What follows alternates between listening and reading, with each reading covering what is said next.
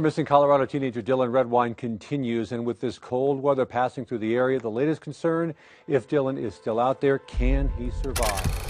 Since a Colorado teen disappeared during a court-ordered visit with his father, and today the search for Dylan Redwine intensified in La Plata County. The light of my life, and he meant everything to me. And 2013, they finally found his remains, not far from his dad's home. Investigators have been trying to crack the case ever since. Welcome back, true crime fans. Today, we're investigating the disturbing murder of 13-year-old Dylan Redwine.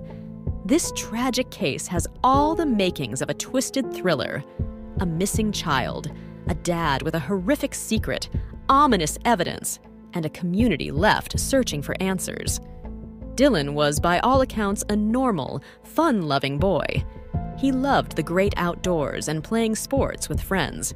But in 2012, his whole life was turned upside down following a court-ordered visit with his estranged father over Thanksgiving. What was supposed to be a holiday celebration ended with Dylan missing and his father spinning lies. Within months, some of Dylan's remains were found just miles from his dad's home. And 2 years later, the discovery of his skull revealed the horrifying truth. Dylan was murdered at the hands of the person he should have been able to trust most. Today, we'll explore what led to this unthinkable act by a failed father. The warning signs were missed along the way, but the revealing evidence ultimately exposed him as a liar and a killer. To start unpacking this tragic crime, let's set the stage by meeting Dylan and his deeply divided family. Dylan grew up in the picturesque mountains of southwest Colorado with his mom Elaine, his dad Mark, and his older brother Cory. The Redwines made their home in a rural town called Bayfield, surrounded by forests, rivers, and wildlife. But things took a turn when Elaine and Mark divorced in 2007 after 18 years of marriage. Elaine was granted full custody of both boys. Mark was allowed visitation, but he distanced himself over the years. Mark worked constantly as a truck driver, often out on long hauls. He was only in town about 90 days out of the whole year. Mark rarely took advantage of opportunities to visit his sons when he was around. In 2012, Elaine moved 5 hours away to Colorado Springs and brought 13-year-old Dylan with her. Older brother Cory stayed back temporarily, but soon joined them. This put Dylan even farther from his dad. Former therapist Linda Stanley testified Dylan saw his dad as untrustworthy and felt unsafe with him. Mark had said cruel things about Elaine that offended Dylan's fierce loyalty to his family. Despite their fractured relationship, a court demanded Dylan visit Mark over Thanksgiving break in 2012. On November 18th, Elaine reluctantly put her son on a plane to see his father. It was the last time she'd ever see Dylan alive. Dylan landed in Durango, Colorado, about 30 minutes from Mark's home. Chilling surveillance footage showed little interaction between sullen father and son. At Mark's house that night, Dylan texted a friend asking to leave because he felt so uncomfortable. But Mark said no. Around 10 p.m., Dylan suddenly stopped responding to texts. According to Mark, after dinner they watched a movie before he went to bed around 10 p.m. But the next morning, Mark says he couldn't wake Dylan up on the couch, so Mark left alone around 7:30 a.m. and went to his office. Big red flag, number 1. What kind of dad leaves his sleeping 13-year-old at home alone without making sure he's okay? Especially a kid he rarely sees and has a strained relationship with? When Mark returned around 11:30 a.m., Dylan had vanished. Mark casually texted Elaine asking if she knew where Dylan was, but as a panicked parent, she immediately suspected her ex had done something to their son. Over the next few days, Mark sent Elaine bizarrely relaxed messages about Dylan's continued absence. He pretended to search around town for the missing boy. But according to first responders, Mark never actually bothered to help crews combing the wilderness for his son. Red flag number 2.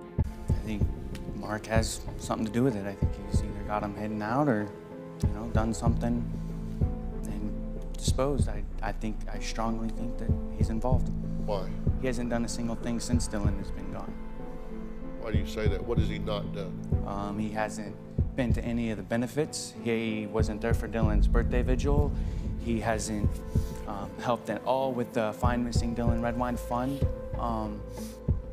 Dr. Phil, I'd like to make a comment about the fundraiser thing. I have several people in the community in which I live that are reaching out to me on a daily basis and volunteering their time to have some involvement with a fundraiser. But somebody from this side of the room called her and told her that they didn't want her to have any involvement in anything that had anything to do with raising money and didn't want me involved in any of that. You're wrong, and you know you're wrong. His total apathy that his son was missing. Most parents would be frantic. Within a week, the local sheriff's office was unsettled by Mark's statements and called the FBI for help. Agent John Grusing met with Mark several times, looking for holes in his story. Mark's timeline kept shifting. He couldn't provide any of Dylan's belongings for search dogs because supposedly nothing of Dylan's was in his home. Big red flag number 3.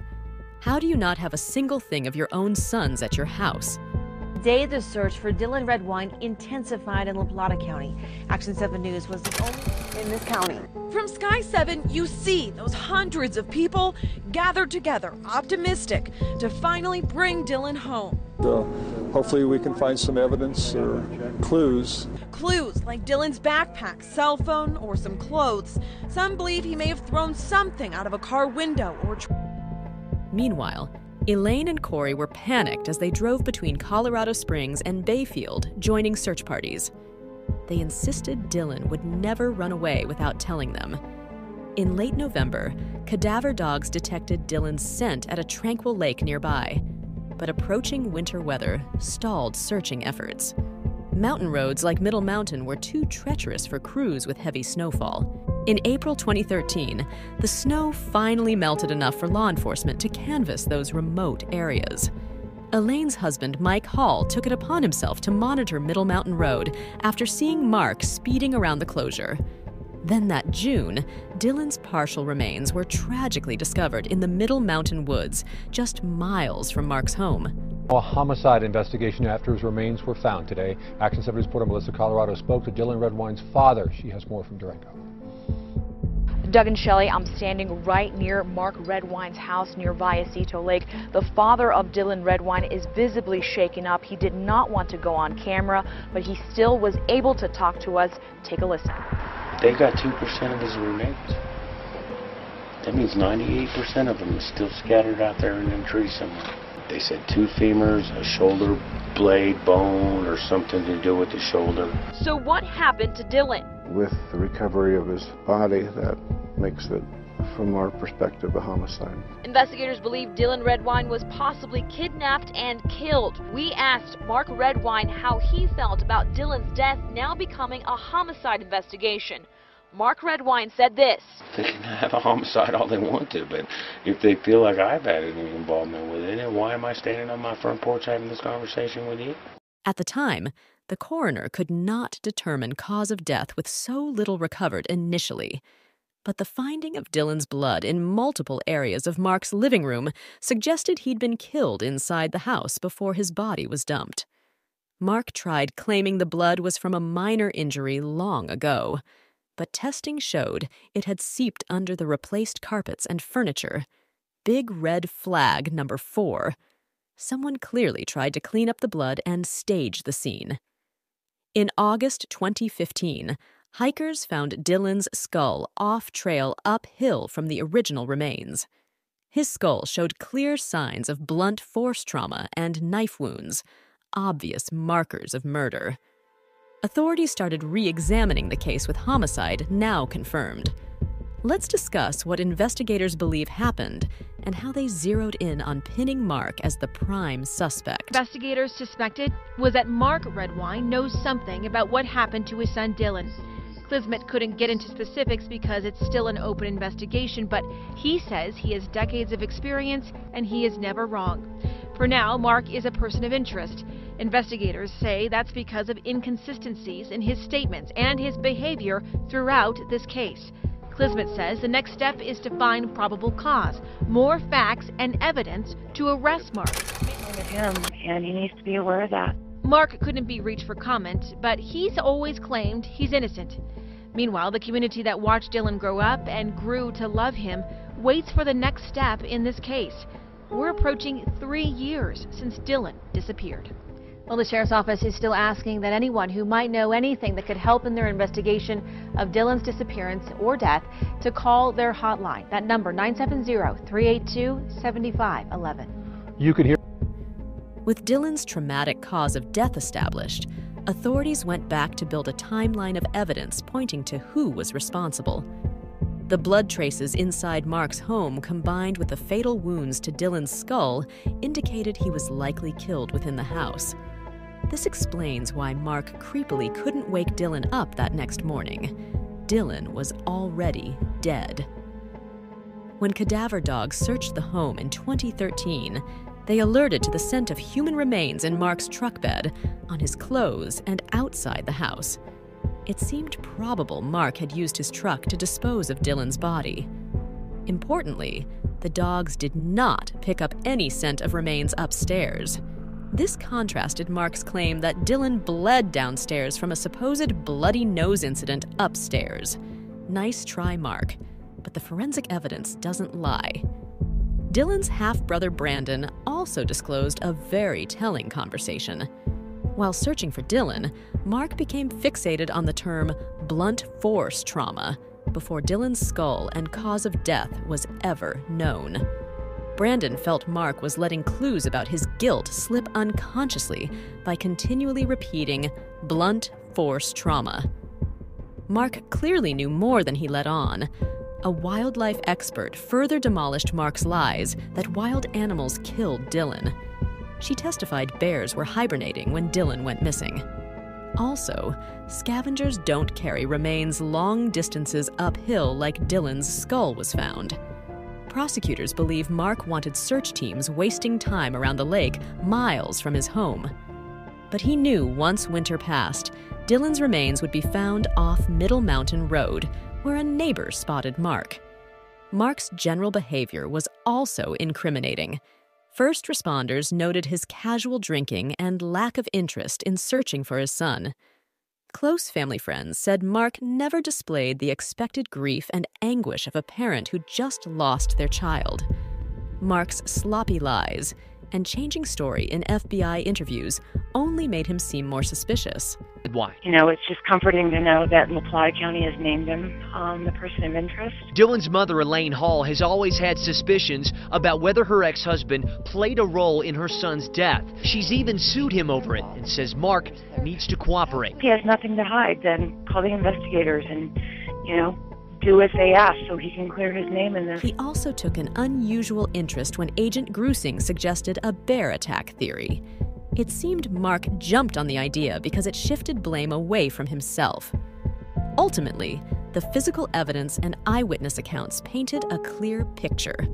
Mark Redwine had murdered his son and tried to cover up the horrific crime. But what could drive a father to commit such an unthinkable act against his own child? In 2011, Dylan made a disturbing discovery on his dad's computer that decimated the image he had of his father. Mark had taken degrading photos of himself wearing women's lingerie and a feces-filled diaper. Dylan was traumatized and confided in his brother Cory. With Dylan's half-brother Cory, he's making some disturbing claims. He says he has seen compromising photos that Dylan had of his father cross-dressing, even eating his own feces. Mark Redwine could spend the rest of his life in prison if convicted of Dylan's murder. At just 12 years old, Dylan's whole identity was shaken. He could no longer see his dad as a role model. Forensic psychologist Dr. Sylvia Geiringer explained that children idolize their same-sex parent at that age. Finding Mark's sick photos would have crushed Dylan's self-esteem during critical development. Dr. Geiringer said the traumatic revelation cost Dylan all respect for his father. This caused a tremendous rift in their relationship at a vulnerable time. Mark had been Dylan's primary father figure with Elaine working, but the disturbing pictures made it impossible for Dylan to continue viewing Mark as someone to look up to. In August 2012, during a trip alone together, Mark complained about Dylan's mom and criticized his brother's behavior. Dylan staunchly defended Elaine and Cory. He texted Cory repeatedly asking for the embarrassing photos of their dad. Dylan clearly hoped to confront Mark about the pictures on this trip, but Cory refused, afraid of escalating the family crisis. Dr. Gieringer believes that by Thanksgiving 2012, Dylan felt ready to expose his dad's hypocrisy. She explained that young teens crave proving their independence and moral high ground. Confronted with the shameful truth, Mark likely attacked his son in a blind rage. His attempts to cover up the blood shows he knew Dylan was dead right away. With search efforts focused elsewhere, Mark exploited the rugged landscape to stash Dylan's remains. This is speculative, but fits the known evidence. Dylan ultimately died trying to hold his dad accountable, only to be betrayed by the one person who should have protected him. For years after Dylan's death, his killer father, Mark Redwine, eluded arrest as authorities built their case. But those who loved Dylan never stopped fighting for justice. His courageous mother, Elaine, and loyal brother, Cory, endlessly advocated to solve Dylan's case. They knew Mark was responsible, even when limitations in evidence initially prevented prosecution. The community rallied around, bringing answers to light. In 2015, over 500 people joined a walk for Dylan, marching where his remains were found on Middle Mountain Road. Cory said, "We're here for justice and closure." The event showed Dylan was not forgotten. Around this time, Elaine collaborated with another grieving mother to lobby Colorado lawmakers. They successfully pushed for harsher punishment for tampering with human remains. Dylan's senseless death highlighted the need for tougher laws against desecrating the dead. In 2016, Elaine and Cory publicly declared on Dr. Phil they believed Mark murdered Dylan. As public suspicion increasingly surrounded him, a legal breakthrough finally came in 2017. For joining us tonight on Denver 7 at 5, I'm Jackie Crea. In less than 24 hours, a Colorado father accused of killing his teenage son will stand before a judge. Law enforcement in the state of Washington arrested Mark Redwine yesterday. It came hours after a grand jury indicted him on murder charges for killing his son. Denver 7 legal analyst Dan Recht reviewed the grand jury indictment released after Redwine's arrest. What is the most damning evidence that the prosecution has right now?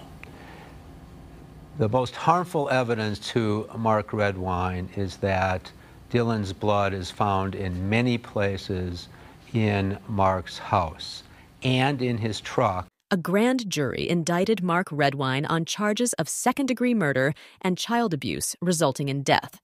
He would face trial for Dylan's killing after 5 long years of freedom. The trial endured delays, but finally commenced in 2021. Over 2 excruciating weeks, prosecutors methodically laid out the damning evidence exposing Mark as a liar and killer. Some of the most heart-wrenching testimony came from those who cherished Dylan most. Friends shared fond memories of his kind spirit and close family bonds. Losing Dylan left an eternal void in their lives. His brother Cory described the agony of losing his best friend in the world. He longed for justice, but lamented having his own father revealed as the monster responsible. Elaine recalled her final embrace with Dylan before sending him off to his death. She believed Mark became dangerous when questioned or criticized. Tragically, Dylan paid the ultimate price for trying to shine a light on the truth. The defense desperately tried pinning Elaine as the real killer, preposterously claiming she framed Mark. But the jurors saw right through those wild lies. After 4 hours deliberating, they found Mark guilty on both charges. A jury found Mark Redwine guilty of murdering his 13-year-old son Dylan back in 2012. The murder occurring during a court-ordered visit to his father's home outside of Durango. KRDO News Channel 13 Spencer Swisher joins us live from Monument now. Find the defendant, Mark Redwine, guilty of count number 1. As far as Cory Redwine is concerned, it's the last time he's going to be in the same area as his dad again. That'll be the last time, I ever see her. He'll be the last day he'll ever be in my life. Instead, he's going to shift his focus to Dylan and not the past 9 years. I'll remember Dylan for what he was when he was alive, how bright and how powerful he was as a young child. These 9 years have been focused on his death, and In July 2022, Mark received a sentence of 48 years in prison. The judge told him, "This is about being held accountable for the choice you made to murder your son." After years of anguish, Dylan's brave spirit and his family's relentless efforts were rewarded with some measure of justice. His light continues shining as a lasting reminder that truth and morality will always prevail over lies and depravity, even if vindication takes time. While the pain remains, Elaine hopes Dylan's death was not in vain. She said, "We have accomplished change that will mean something. The next time a person goes missing, there will be punishment." Out of tragedy, hope persists that society can prevent similar fates for other innocent children. Dylan's enduring legacy is making the world safer from monsters hiding in plain sight. Thank you for joining me to honor his memory on this difficult journey. His bright life cut short cautions us about the darkness potentially lurking within dysfunctional families. Join me next time as we unravel another complex true crime story. Until then, take care.